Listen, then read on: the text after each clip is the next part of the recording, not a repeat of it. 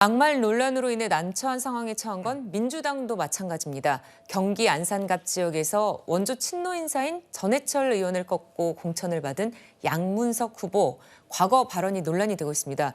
무엇보다 민주당 후보가 노무현 정신을 훼손하는 발언을 한 것이 부적절하다, 이런 얘기가 나오는데 이현정 의원님은 어떻게 보십니까?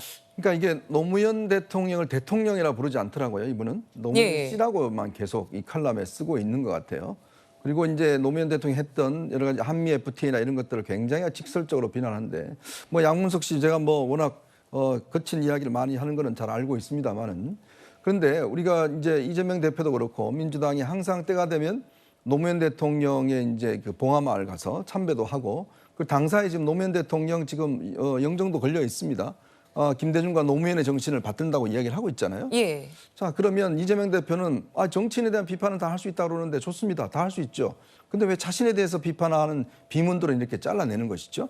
그러니까 그런 건 마찬가지로, 자, 그렇다면 이 부분 관련해서 지금 노무현 대통령 사위가 지금 곽상한 후보가 종로에 출마했지 않습니까? 네. 그러면 이 부분에 대해서는 어떻게 생각할 것인지 저는 한번 묻고 싶습니다. 양문석 후보한테. 자, 그리고 이 노무현 대통령 물론 뭐 여러 가지 평가는 있을 수 있습니다.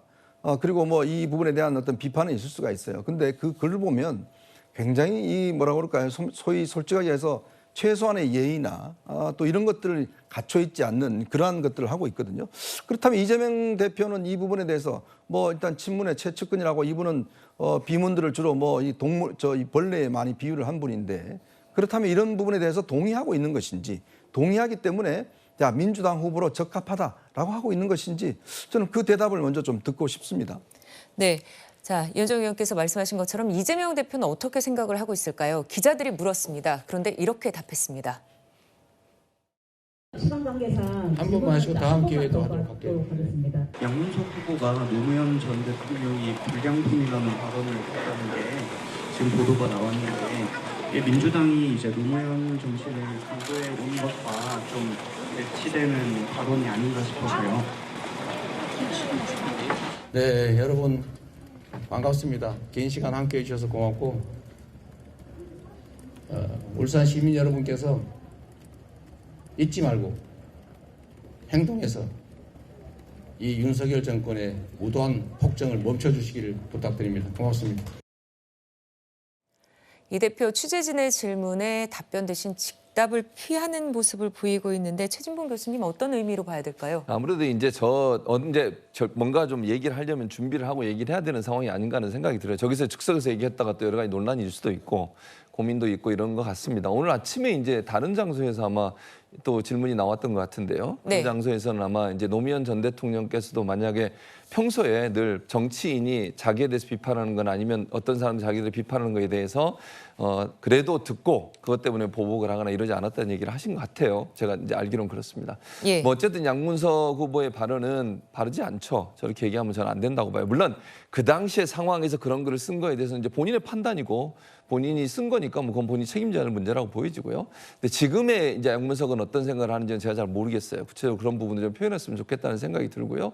이제 이게 사실은 이제 뭐 마치 계파 갈등처럼 비춰지는 부분들에서 좀 우려가 있고요.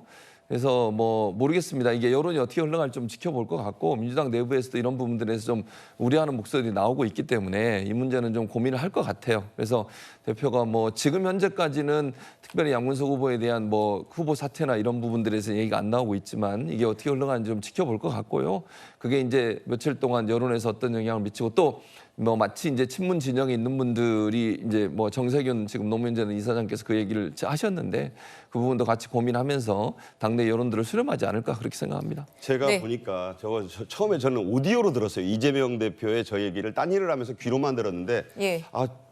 동문서답을 하잖아요. 그러니까 뭐 나쁜 뜻으로 얘기한 게 아니라 오디오가 편집됐나? 그러고 다시 봤어요, TV로. 그랬더니 전혀 편집이 아니라, 보세요. 다 듣잖아요. 기자가 하는 얘기를 경청을 합니다. 무슨 얘기인지 다 알아들었어요. 그런데 이제 딴 얘기합니다. 이게 무슨 얘기냐면, 굉장히 생각을 하고 한 발언이에요. 저기 아까 이제 준비한 게 없어서 그렇게 말씀했다 이렇게 되는데, 자, 정치인의 발언에 대해서 또 그 정치인을 옹호하는 그 리더가 저렇게 얘기를 했다는 거는 그 발언에 대해서 내가 뭐라고 할 말이 없다. 자, 민주당은요, 당사에 사진 2개만 걸어놓은 정당입니다. 예. 김대중 전 대통령, 노무현 전 대통령.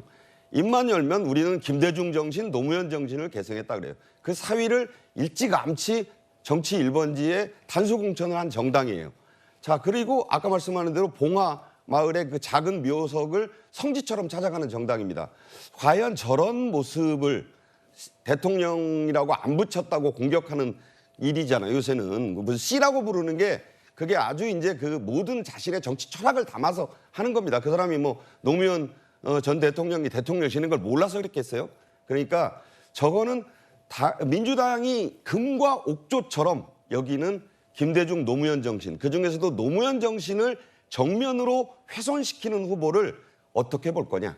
과연 친노로 불리는 분들과 김대중 정신이 민주당의 뿌리라고 생각하는 중도 유권자들, 물론 중도라는 뜻은 관망층을 말하는 겁니다. 이분들은 과연 저 양문석 씨의 발언을 어떻게 볼지 저는 좀 주목이 되네요. 네. 네. 자, 이런 가운데 서울 은평을 후보로 공천된 김우영 후보의 발언도 다시 회자가 되고 있습니다.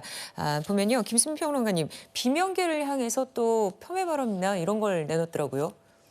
네, 뭐 좀 입에 올리기 어려운 그런 발언들이 또 불거져 나오고 있는데, 예. 네, 이거는 이제 더 크게 문제가 될 수 있는 게 사실 이게 뭐 정치가 아무리 최근에 내정 같다고는 하더라도 이게 당과 당 간의 일도 아니고 당 내에서 또 이런 발언을 했다라고 한다면 네네. 그것이 또 큰 문제가 될 수 있겠습니다. 사실 이제 민주당이든 국민의힘이든 선거에 일단 공천을 받게 되면 당선 가능성은 확 올라가는 것이고 그렇게 해서 또 당선이 될 수 있다라고 하는 건데, 당선이 된다는 거는 사실 당 내에도 본인하고 생각이 많이 다른 사람들이 있는데 그 사람들의 지지까지 다 받아내서 그 사람들과 상호 협조해서 결국에 선거 승리를 이끌어내는 것이 이제 거대 양당 체제의 어떻게 보면 남아있는 그 미덕이라고 할 수 있는 거거든요. 근데 지금 정치권에 보면 문제가 어떤 것이냐.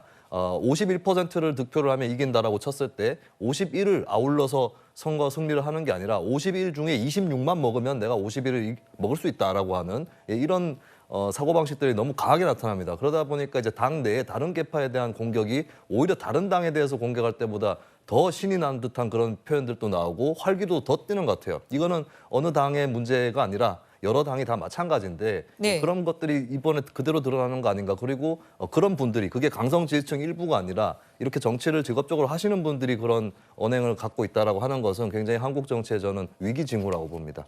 네. 자, 이현정 의원님께서는 여야를 가리지 않고 이렇게 불거지는 막말, 그리고 그런 막말들이 터져 나온 이런 상황들을 어떻게 진단하십니까? 우선 일단 이 후보자들을 이제 검증을 할 때 예. 문제는 이제 자기 편의 어떤 충성도만 갖고 이제 검증을 하기 때문에 이제 그런 것들이 보이지가 않는 거죠. 자, 이번 뭐 이 공천 이 뭐 후보자 사전 검증 그 단계를 보면 네. 예를 들어서 이런 것들이 충분히 걸러질 수 있음에도 불구하고 못 걸러냈잖아요. 그럼 뭐냐면 이제 당 내에서 결국 자신의 어떤 체제, 이걸 이제 어떤 당 대표라든지 권력의 체제를 공고히 하기 위해서 결국 그런 주장에 동조하고 저거 뛸 수 있는 소실 뭐 여전사라는 이야기도 나오지 않습니까? 아니 선거인데 국회의원을 뽑는데 왜 전사를 뽑는지 모르겠습니다.